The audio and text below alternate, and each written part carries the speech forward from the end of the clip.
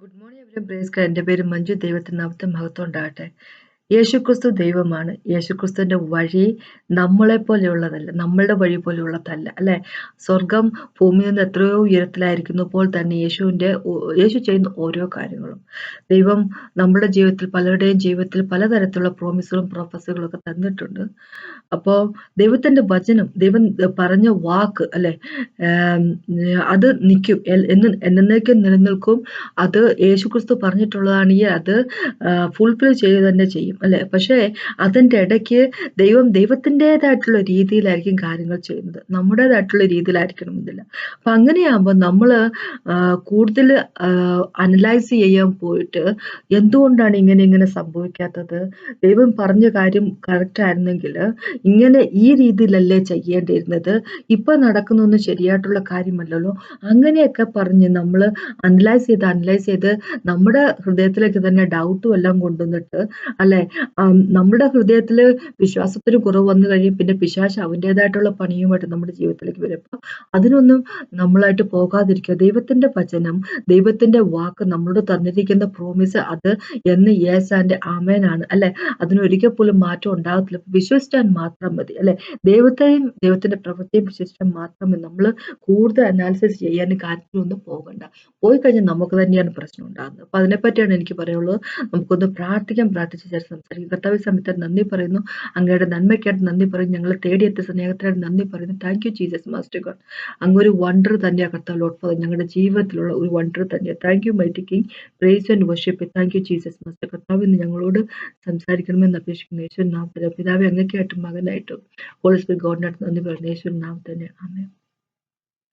നമുക്ക് യോഹന്നാൻ എഴുതിയ സുവിശേഷത്തിലേക്ക് 6-ാമത്തെ ചാപ്റ്ററിലേക്ക് പോകും. അപ്പോൾ 6-ാമത്തെ ചാപ്റ്റർ വരുമ്പോൾ യേശുക്രിസ്തു ആദ്യമായിട്ട് അവിടെ പറഞ്ഞിരിക്കുന്നത്, യേശുക്രിസ്തു 5000 പുരുഷന്മാരെ ഫീഡ് ചെയ്യുന്നു. ബാക്കിയുള്ള സ്ത്രീകളും പിന്നെ കുഞ്ഞുങ്ങളും, അല്ലെ, 5 അപ്പവും 2 മീനും കൊണ്ട് ഫീഡ് ചെയ്യുന്ന ഒരു കാര്യമാണ് കാണിക്കുന്നത്. അത് കഴിഞ്ഞിട്ട് പിന്നെ യേശു ഫീഡ് ചെയ്ത് തിരിച്ച ആ മനുഷ്യര് പിന്നെ യേശുവിനെ തിരക്കി വരുന്നു, അല്ലെ?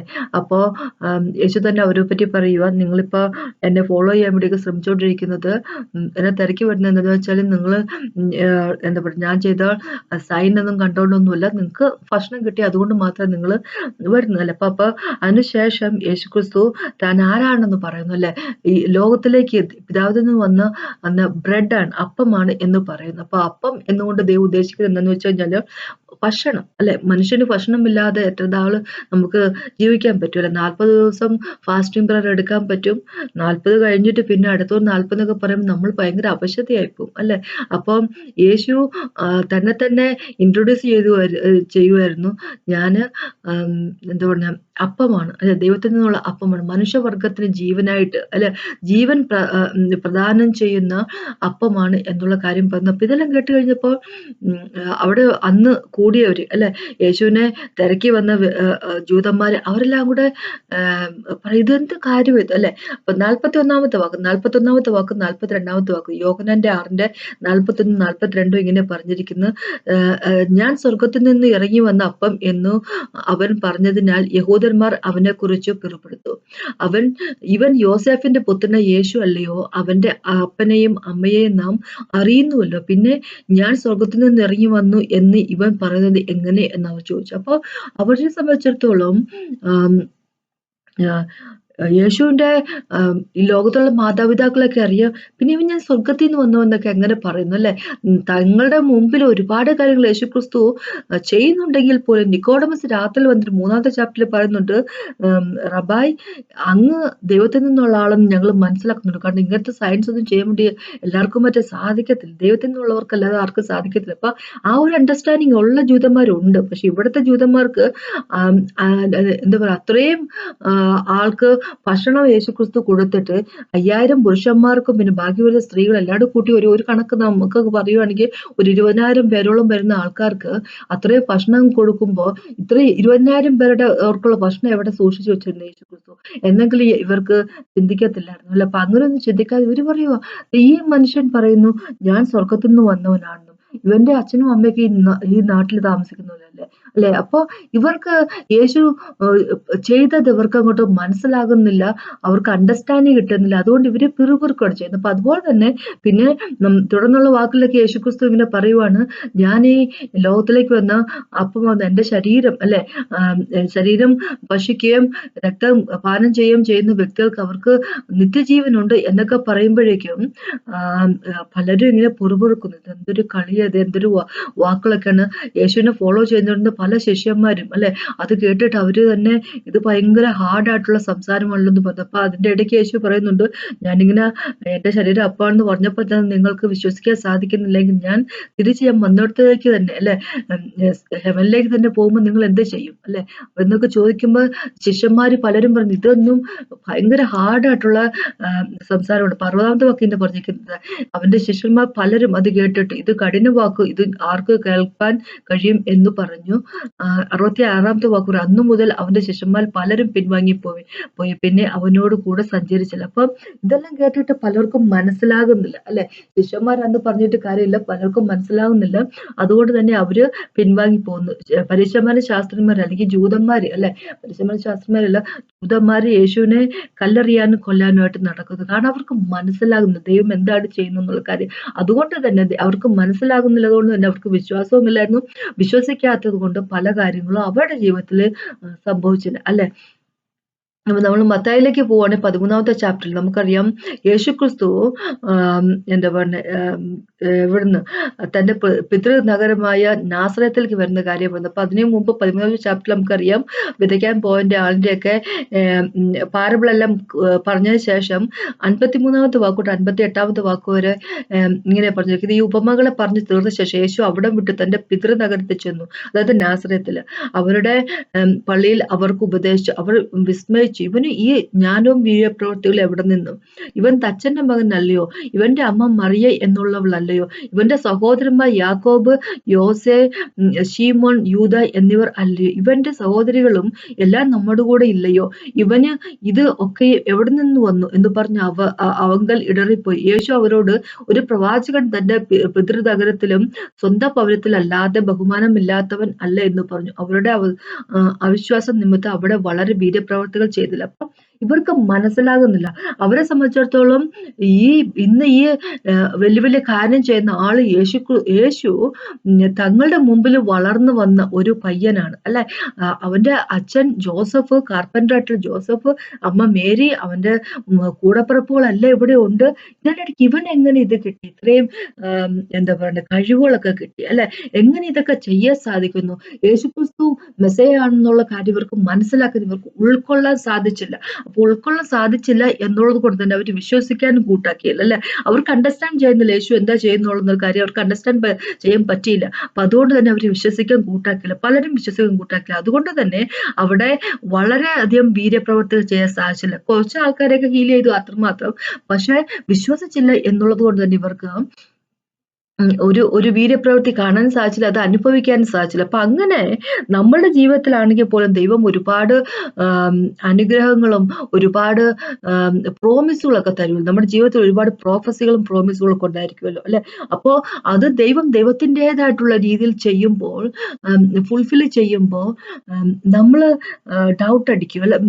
ചില ആൾക്കാരെങ്കിലും ഒക്കെ നേരത്തെ പ്രോഫസികൾ കൊണ്ടൊന്ന് വിചാരിച്ചു ജീവിതത്തിൽ ഒരുപാട് പ്രോഫസികളുണ്ട്, പക്ഷെ ഇതൊന്നും ഇത്രയും നാളായിട്ട് അത് ശരിയായിട്ടില്ല എങ്കിൽ, ശരിയായിട്ടില്ല ഇൻ സെൻസ് അത് ദൈവം അത് പ്രാവർത്തികമാക്കിയിട്ടില്ല എങ്കിൽ അതിനുവേണ്ടി വെയിറ്റ് ചെയ്യുന്നവരാണെങ്കിൽ ഇങ്ങനെ വിചാരിക്കുമല്ലോ, ഈ പ്രോപ്പസി ഇപ്പം അത് ദൈവത്തിൽ നിന്നുള്ളതായിരുന്നെങ്കിൽ ഇങ്ങനെയായിരുന്നില്ലല്ലോ വരാതിരിക്കുന്നത് അല്ലെ.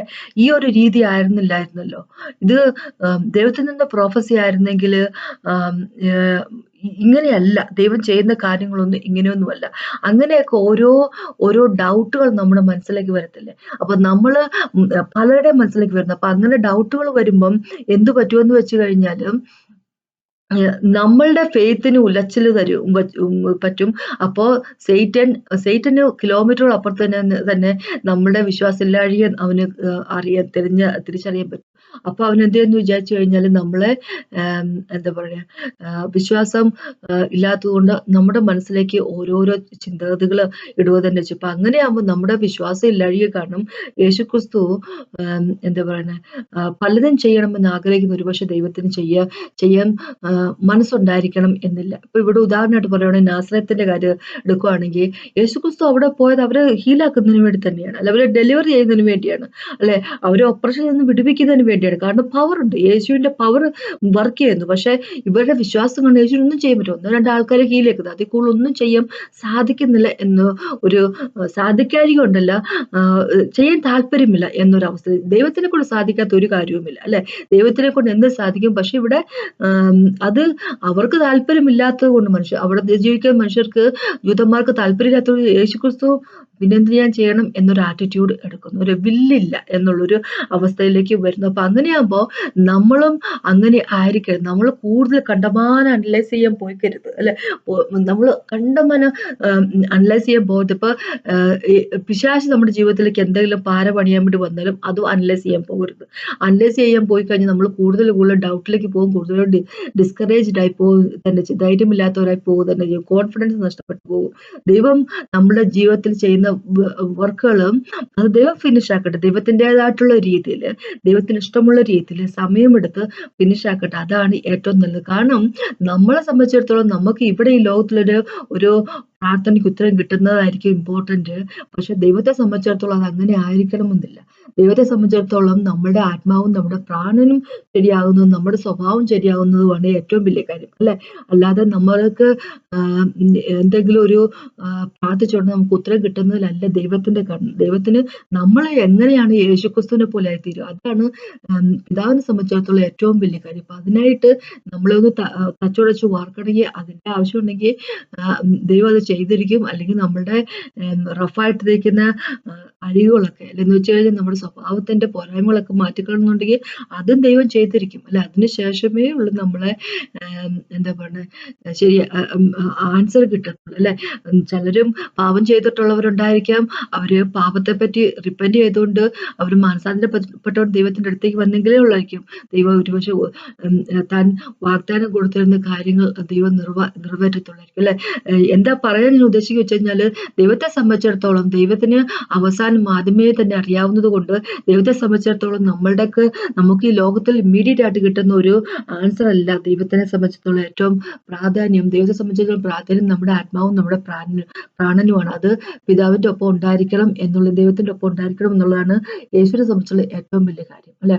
അപ്പൊ നമ്മൾ അതിന് എന്താ പറയാ, നമ്മളെ യേശുവിനെ വിശ്വസിക്കുന്നില്ല എങ്കിൽ, നമ്മൾ അനലൈസ് ചെയ്തുകൊണ്ടിരിക്കുകയാണെങ്കിൽ, നമ്മൾ വിശ്വാസം ഇല്ലാതെ ജീവിക്കുകയാണെങ്കിൽ ദൈവത്തിന്റെ പ്രവൃത്തി നമ്മുടെ ജീവിതത്തിൽ വെളിപ്പെടാൻ സാധിക്കത്തില്ല. അപ്പൊ ഒരു പ്രോഫസി ദൈവം തന്നു കഴിയുമ്പോൾ അത് അതിനുവേണ്ടി പ്രാർത്ഥിച്ചുകൊണ്ടിരിക്കുക, പക്ഷെ അതിനെപ്പറ്റി ഓർത്ത് വേവലാതിപ്പെടാതെ എന്തുകൊണ്ടാണ് ഇങ്ങനത്തെ കാര്യങ്ങൾ നടക്കുന്നത്, ഇവിടെ ഒരു പ്രോപ്പസി ഉണ്ടല്ലോ, അപ്പൊ അത് ഈ രീതിയിലല്ലല്ലോ നടക്കേണ്ടത്, വേറെ രീതിയിലാണല്ലോ നടക്കേണ്ടത് എന്നൊക്കെ പറഞ്ഞ് ഇങ്ങനെ ആകപ്പാട് ടെൻഷൻ അടിച്ചുകൊണ്ടിരിക്കാതെ ദൈവത്തിന്റെ കയ്യിലേക്ക് നമുക്ക് നമ്മുടെ ജീവിതത്തെ കൊടുക്കാം, അല്ലെ? അപ്പൊ ദൈവത്തിന്റെ വർക്ക് ദൈവത്തിന് ഇഷ്ടമുള്ള രീതിയിൽ ചെയ്യാനുള്ള ഒരു സാഹചര്യം നമുക്കായിട്ട് ഉണ്ടാക്കി കൊടുക്കാം. അല്ലെങ്കിൽ നമ്മൾ തന്നെ കഷ്ടപ്പെട്ടു, അല്ലെ? നമുക്ക് തന്നെയാണ് നഷ്ടം വരുന്നത്. അപ്പൊ അതിനെപ്പറ്റിയാണ് എനിക്ക് പറയാനുള്ളത്. അപ്പൊ നമ്മൾക്ക് വിശ്വാസമില്ല, ദൈവത്തിന്റെ വചനത്തിൽ വിശ്വാസമില്ലെന്ന് പിശാചിന് മനസ്സിലായി കഴിഞ്ഞാൽ, ദൈവം പറഞ്ഞ പ്രോമിസിൽ നമുക്ക് വിശ്വാസമില്ല, ദൈവത്തിന്റെ വാക്ക് നമ്മളിലേക്ക് വന്ന വാക്കില് വിശ്വാസമില്ല എന്ന് പിശാചിന് മനസ്സിലാകുമ്പോൾ, അപ്പൊ പിശാചിന് നമ്മുടെ വിശ്വാസമില്ലാഴിയെ വളരെ ദൂരത്തു നിന്ന് തന്നെ മനസ്സിലാകും, അല്ലെ? അപ്പം മനസ്സിലാകുമ്പോ അവൻ അവൻ്റെതായിട്ടുള്ള ഡൗട്ടുമായിട്ട് വരും. പിന്നെ അപ്പൊ നമ്മുടെ ഡൗട്ട് ഒരു സൈഡിലെ, പിശാച് കൊണ്ടുവന്ന ഡൗട്ട് വേറൊരു സൈഡിൽ, എല്ലാം കൂടെ കഴിയുമ്പോഴേക്കും നമുക്ക് വിശ്വാസമില്ല, ഒന്നുമില്ല. യേശുക്രിസ്തു എന്താണ് നമ്മളുമായി ചെയ്യാൻ ഉദ്ദേശിക്കുന്നത് അതുപോലും ചെയ്യാനുള്ള സാവകാശം നമ്മളായിട്ട് കൊടുക്കത്തില്ല. അപ്പൊ അങ്ങനെയുള്ള പ്രശ്നത്തിലേക്ക് നമ്മൾ പോകരുത്. അപ്പൊ അതിനെപ്പറ്റിയാണ് എനിക്ക് പറയുള്ളത്. അപ്പൊ നമുക്ക് ഒന്ന് പ്രാർത്ഥിച്ചു നിർത്തി. ഇതാണ് എനിക്ക് പറയാനുള്ളത്. കൂടുതൽ കണ്ടമാനം അതിനെപ്പറ്റി ചിന്തിച്ച് ദൈവം തന്നിരിക്കുന്ന പ്രോമിസുകളെ പറ്റി ചിന്തിച്ച് തലപുണ്ണാക്കി നമ്മുടെ വിശ്വാസം കളയുന്ന രീതിയിലുള്ള കാര്യത്തിലേക്ക് പോകാതിരിക്കുക. നമ്മുടെ അണ്ടർസ്റ്റാൻഡിങ്ങിൽ ഒരിക്കൽ പോലും ഡിപ്പെൻഡ് ചെയ്യാതിരിക്കുക. ദൈവത്തിന്റെ അണ്ടർസ്റ്റാൻഡിങ്ങിൽ ഡിപ്പെൻഡ് ചെയ്യുക. അപ്പൊ അതിനെപ്പറ്റി പറയാനുള്ളത്. അപ്പൊ ഒന്ന് പ്രാർത്ഥിച്ചു നിർത്തുക. കർത്താവ് സമയത്തായിട്ട് നന്ദി പറയുന്നു. കർത്താവെ, താങ്ക് യു ജീസസ് മാസ്റ്റർ. ഞങ്ങളുടെ കൃപയ്ക്കായിട്ട് നന്ദി പറയുന്നു, ഞങ്ങളുടെ കരുണയ്ക്കായിട്ട് നന്ദി പറയുന്നു, ഞങ്ങളെ തേടിയെത്തിയ കൃപയ്ക്കായിട്ട് നന്ദി പറയുന്നു. കർത്താവ്, ഞങ്ങൾ ഒരിക്കൽ പോലും ഒന്നിനും തന്നെ അവകാശികളല്ല കർത്താവ്. അത് അങ്ങയുടെ സ്നേഹം മാത്രം ഞങ്ങളെ തേടിയത്. Thank you Jesus. Praise and worship you. Majestic king praise you whole worship you. Was in his name. Amen. ഇന്ന് കേട്ട നന്ദി. ദൈവത്തിന് മാത്രം ഉണ്ടാകട്ടെ.